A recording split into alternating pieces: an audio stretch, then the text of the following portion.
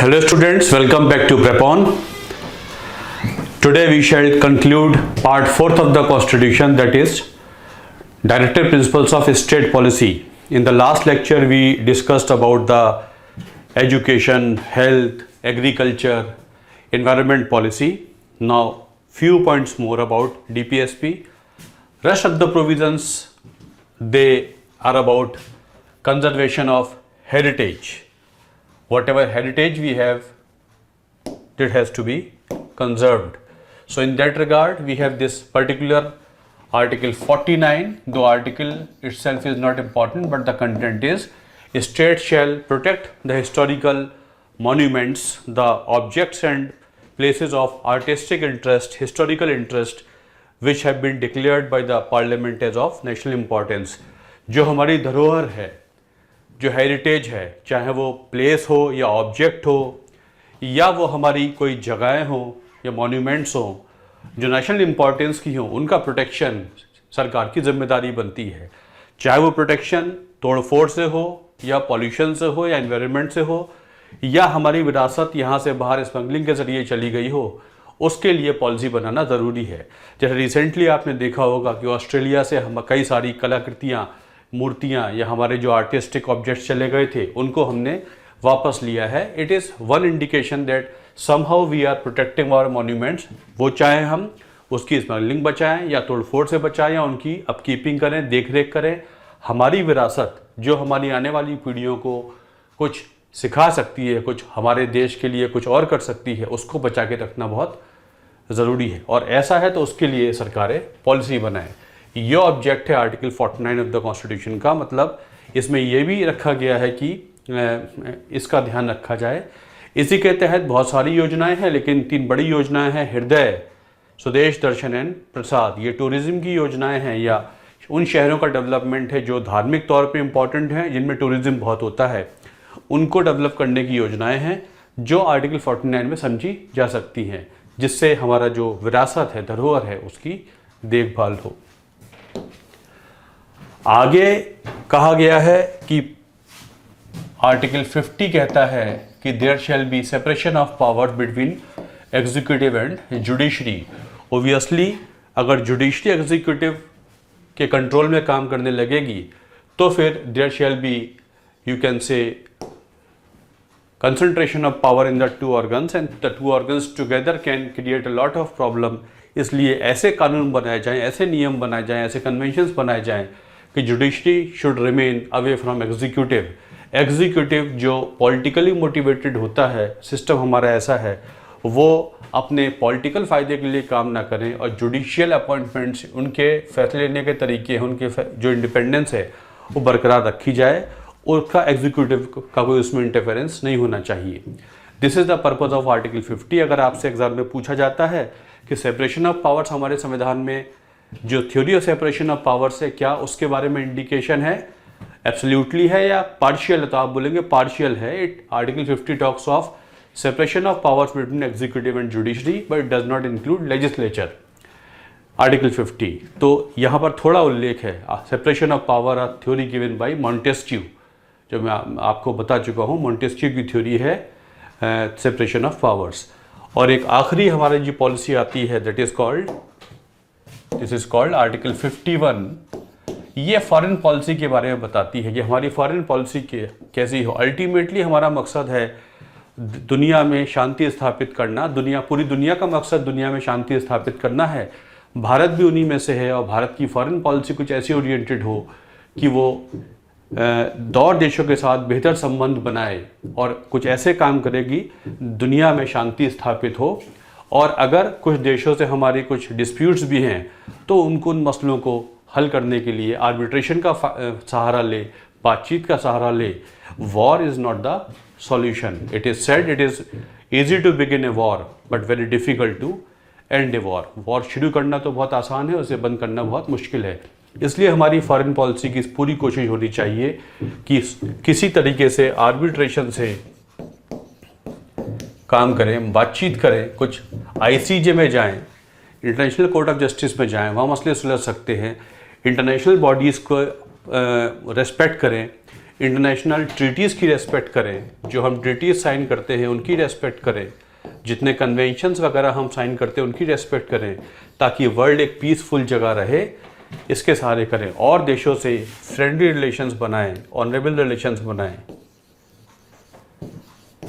तभी वर्ल्ड में पीस कायम हो सकती है और पीसफुल वर्ल्ड ही तरक्की कर सकता है और लोगों के और अधिकारों की रक्षा कर सकता है। ये सारे निर्देश हैं जो आर्टिकल 36 से पार्ट शुरू होता है और 51 पे ख़त्म हो जाता है। इसे कहते हैं पार्ट 4 ऑफ द कॉन्स्टिट्यूशन, और पार्ट 3 पार्ट 4 दोनों मिलकर बहुत इंपॉर्टेंट पार्ट बन जाते हैं। This is briefly I have told you about the part 4 of the constitution, DPSP। Article 36 state की डेफिनेशन देता है, फटाफट रिवाइज कराता हूँ। 37 कहता है, आर्टिकल 37 कहता है कि ये जस्टिशिएबल नहीं है, मतलब नॉन इन्फोर्सेबल है, लेकिन fundamental to the governance of the country हैं। आर्टिकल 38 तो की आर्टिकल माना जाता है पार्ट 4 का। वो कहता है स्टेट एंडीवर करे कि वेलफेयर की तरफ ले जाए अपनी पॉलिसीज़ को और इनइक्वलिटीज़ कम करे लोगों के बीच में और ग्रुप्स के बीच में, इसकी तरफ काम करे। तो अगर आर्टिकल 38 में बताया जाता है वेलफेयर करना है। 39 तो बहुत सारी बातें कहता है, ए से लेकर F तक। वो कहता है कि इक्वल मटेरियल जो सबके लिए साधन हो वो एक से हो, सभी लोग अपनी जीविका कमा पाए ताकि एडिकेट मीन्स ऑफ लाइवलीहुड हो। बी कहता है कि जो क्या कहते हैं आर्टिकल 39B, वो ये कहता है कि जो मटेरियल रिसोर्सेज हैं, जो हमारे भौतिक संसाधन हैं, वो कॉमन गुड के लिए इस्तेमाल हो, उनका इस्तेमाल ऐसे हो कि सबका कॉमन गुड हो। कंसंट्रेशन ऑफ वेल्थ नहीं होनी चाहिए। क्लॉज C कहता है equal pay for equal work होनी चाहिए। बच्चों की और यूथ की एक्सप्लॉयटेशन उनकी हेल्थ का नहीं होना चाहिए। इकोनॉमिक एक्टिविटीज़ ऐसी ना हो जो उनकी सेहत को, उनकी एज को सूट ना करती हो। E और F कहता है कि बच्चों का डेवलपमेंट होना चाहिए फ्रीडम और डिग्निटी में। आर्टिकल 39 इस कैपिटल A कहता है there shall be equal justice and free legal aid. मैंने आपको बताया था 42nd अमेंडमेंट से एक्ट से ऐड हुआ था। 40 तो पंचायती राज सिस्टम की बात करता है। 41 में बोला गया है कि right to work, right to education and public assistance लोगों को दी जाए, ऐसी योजनाएं बनाई जाएं। 42 में मैटरनिटी रिलीफ की बात करता है, ह्यूमन कंडीशन ऑफ वर्क की बात होती है। 43 तो कहता है कि एग्रीकल्चरल वर्कर्स हों चाहे इंडस्ट्रियल वर्कर्स हों, उनकी स्टैंडर्ड ऑफ लिविंग अच्छा होना चाहिए, डिसेंट होना चाहिए और कॉटेज इंडस्ट्री को बढ़ावा मिलना चाहिए। उसी संदर्भ में कहता है 43A में संविधान कहता है कि there should be workers participation in the management of industries. 44 ने तो 43B कहता है कि कोऑपरेटिव सोसाइटी, सहकारी समितियों को बढ़ावा दिया जाए, उन्हें बहुत तरीके से चलाया जाए। 44 यूनिफॉर्म सिविल कोड जो मैंने आपको बताया। 45 थोड़ा चेंज हुआ, 86 अमेंडमेंट एक्ट में कहा गया 6 साल तक के बच्चों के लिए शिक्षा का इंतजाम किया जाए और अर्ली चाइल्डहुड केयर दी जाए। 46 कहता है कि weaker section of the society के लिए योजनाएं बनाई जाएं, particularly for SC and ST, खास तौर से उनके economic and educational interest. 48 agriculture और एनिमल हस्बेंड्री की बात करता है और स्लॉटर ऑफ एनिमल्स को किसी तरीके से रोका जाए जो पशुधन है, उसके बारे में। ऑफ इन्वायरमेंट, वाइल्ड लाइफ और फॉरेस्ट को डेवलप करने की बात 48A में की गई है। 49 मैंने आपको आज बताया। ये पार्ट 4 ऑफ द कॉन्स्टिट्यूशन हुआ करता है जो बड़ा इंपॉर्टेंट है और एवरी ईयर क्वेश्चन यहाँ से आया करते हैं। अब मैं आपको बताता हूँ कि इसमें सिग्निफिकेंस क्या है इस पार्ट का। What is the significance of this particular part. Significance शुरू में बताया कि social and economic democracy establish करता है पार्ट 4 ऑफ द कॉन्स्टिट्यूशन। ये लोगों के जो सोशल इकोनॉमिक राइट्स हैं उनको and social and economic democracy establish करता है part of 4 of the constitution. It is just you can से amplification of the objectives of the preamble. Largely preamble में जो इच्छाएं आकांक्षाएं की गई हैं उनकी तरफ ये ले जाता है। सिग्निफिकेंस होता है part 4 of the constitution. What ever is left in fundamental rights which technically could not be made what enforceable has been included in part 4 of the constitution is the main significance of part 4 of the constitution, it is said. Now they are different from fundamental rights, as I have told you, these are non-justiciable, fundamentals are justiciable. Fundamental rights justiciable होते हैं, non justiciable होते हैं. Fundamental rights politically strengthen करने हैं, वो साधन हैं जो पॉलिटिकली स्ट्रेंथन करते हैं, बट यहाँ पर सोशल इकोनॉमिक डेमोक्रेसी की बात की जाती है. यहाँ पर सोशल इकोनॉमिक डेमोक्रेसी की बात की जाती है. डीपीएसपी और फंडामेंटल राइट्स में बेसिक डिफरेंस हुआ करता है. ये पॉजिटिव राइट्स हुआ करते हैं. These are basically positive directions for the state and these are usually in the form of negative injunctions. ये रोकते हैं सरकारों को ऐसा नहीं करना है, ये कहते हैं सरकारों को ऐसा करना है. बेसिकली ये मकसद हुआ करता है पार्ट 4 ऑफ द कॉन्स्टिट्यूशन का. बहुत सारे डिफरेंसेस इसमें होते हैं, बट मेन डिफरेंस ये हुआ करते हैं. This way this part is almost complete. आगे देखेंगे हम सिग्निफिकेंस की बात हम कर चुके हैं. Significance we have completed. Now एक इशू ये निकल के आई जब 70s के दशक में सोशलिस्ट एजेंडा सरकार ने लागू करना शुरू किया, तो प्रॉब्लम ये आई कि भाई इंपॉर्टेंट इसमें से क्या है. फंडामेंटल राइट्स और डीपीएसपीज, इनमें से क्या इंपॉर्टेंट है. 25th अमेंडमेंट एक्ट, वैसे शुरू में तो ये बोला गया कि डीपीएसपी से ज़्यादा इंपॉर्टेंट फंडामेंटल राइट्स हुआ करते. डीपीएसपी इतने इंपॉर्टेंट नहीं है जितना इंपॉर्टेंट फंडामेंटल राइट्स हुआ करते हैं. तो फिर फंडामेंटल राइट्स को डीपीएसपीज के ऊपर रखा गया. लेकिन 25th अमेंडमेंट एक्ट 1971 में आर्टिकल 31 कैपिटल सी जोड़ा गया, जिसमें यह कहा गया कि article 39 small B and small C important हैं. अगर ये फंडामेंटल राइट्स को निगेट करते हैं, मतलब 39BC क्या है. 39B ये कहता है कि देश के भौतिक संसाधन हैं उनको ज़्यादा लोगों के लिए इस्तेमाल किया जाए, उनका इस्तेमाल ऐसे हो कि ज़्यादाओं का फ़ायदा हो. और ये कहता है कि there shall not be any concentration of wealth in few hands. पूंजीवाद नहीं होना चाहिए, पैसे का डिस्ट्रीब्यूशन हॉरिजॉन्टल होना चाहिए, कुछ ही हाथों में पैसा सिमट के न रह जाए. तो ये 31 कैपिटल सी जो 25th अमेंडमेंट एक्ट से ऐड हुआ था संविधान में, इसमें बोला गया है कि अगर सरकार कुछ ऐसी पॉलिसी बनाती है जो 39 स्मॉल बी और सी को इम्प्लीमेंट करती है और ऐसा करते समय फंडामेंटल राइट का निगेशन हो जाता है, आर्टिकल 14 का, 19 का, 31 को ये अवहेलना करते हैं, तो कोई फर्क नहीं पड़ता, because these are more important than fundamental rights. Article 14, 19 and 31 इसकी बात करता है. और इसको हम जानते हैं, इन्हें कहते हैं डिस्ट्रीब्यूटिव जस्टिस देते हैं. ये डिस्ट्रीब्यूटिव जस्टिस के आर्टिकल्स प्रोविजंस माने जाते हैं. मतलब डिस्ट्रीब्यूटिव जस्टिस अफर्मेटिव एक्शन की बात की जा रही है. ऐसा करते समय फंडामेंटल राइट वॉलेट होते हैं, तो हम फंडामेंटल राइट को बैक बर्नर पर रख सकते हैं, हम इंपॉर्टेंस प्राथमिकता दे सकते हैं 39B और सी को. ये निकल कर आया. लेकिन 42nd अमेंडमेंट एक्ट 1976 में क्या हुआ कि ये जोड़ दिया गया कि द होल पार्ट 4th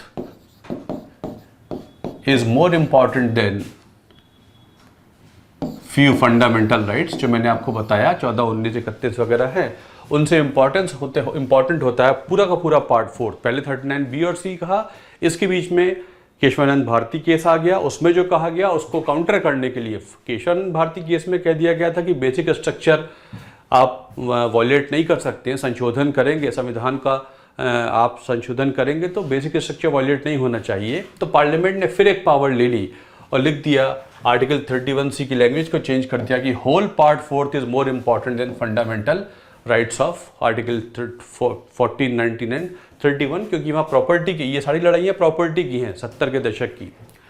इसको फिर चैलेंज कर दिया गया और 1980 में फिर मिनर्वा मिल्स केस में फिर सुप्रीम कोर्ट ने कहा कि इन दोनों में फंडामेंटल राइट्स और डीपीएसपी में कोई भी लड़ाई नहीं है. बेसिकली ये तो मिलके काम करते हैं, इनमें कोई लड़ाई नहीं है, ये मिलके काम करते हैं और ये दोनों मिलके इंडिया को एक वेलफेयर स्टेट बनाते हैं और कहे जा सकते हैं together they are conscience of the constitution, इन्हें कहा जा सकता है। जो पार्ट 3 में नहीं है वो पार्ट 4 में दे दिया गया है, किसी वजह से इनको नहीं बनाया गया fundamental rights, otherwise they are as important as part 3 of the constitution. These are complementary and supplementary to each other, दोनों मिलके काम करते हैं। ये वो साधन हैं, फंडामेंटल राइट्स वो साधन हैं जो एक उद्देश्य की तरफ ले जाते हैं। वो उद्देश्य दिए गए हैं पार्ट 4 ऑफ द कॉन्स्टिट्यूशन में। ये उद्देश्य है सोशल इकोनॉमिक डेमोक्रेसी हो, रोजगार मिले, अच्छी हेल्थ हो, पर्यावरण ठीक रहे, पशुधन हमारा बढ़े, देश में शांति रहे, दुनिया में शांति रहे, उनको मीट करने के साधन हमने दिए गए हैं पार्ट 3 ऑफ द कॉन्स्टिट्यूशन में। तो इस तरीके से मिनर्वा मिल्स केस में बोल दिया गया कि ये दोनों मिल के काम करते हैं, इनके बीच में कोई बैर नहीं है। जो बैर है वो आपकी पॉलिसी मेकिंग की वजह से दिख रहा होगा, पॉलिसी मेकिंग की वजह से टकराव आ रहा होगा, इनके बीच में कोई बैर नहीं है। फिर भी अगर प्रॉब्लम आती है तो इस केस में सुप्रीम कोर्ट ने कहा फिर भी प्रॉब्लम आती है तो 39 small b and c are more important than few fundamental rights of this 14 and 1931 के जो प्रोविजंस हैं प्रॉपर्टी वाले, ये तो हमेशा इंपॉर्टेंट रहेंगे। जो आर्टिकल 31 कैपिटल C से कहा, अगर कोशिश कीजिए कि बीच में समन्वय बन जाए, सामंजस्य बन जाए, फिर भी प्रॉब्लम आती है तो fundamental rights are more important than DPSP।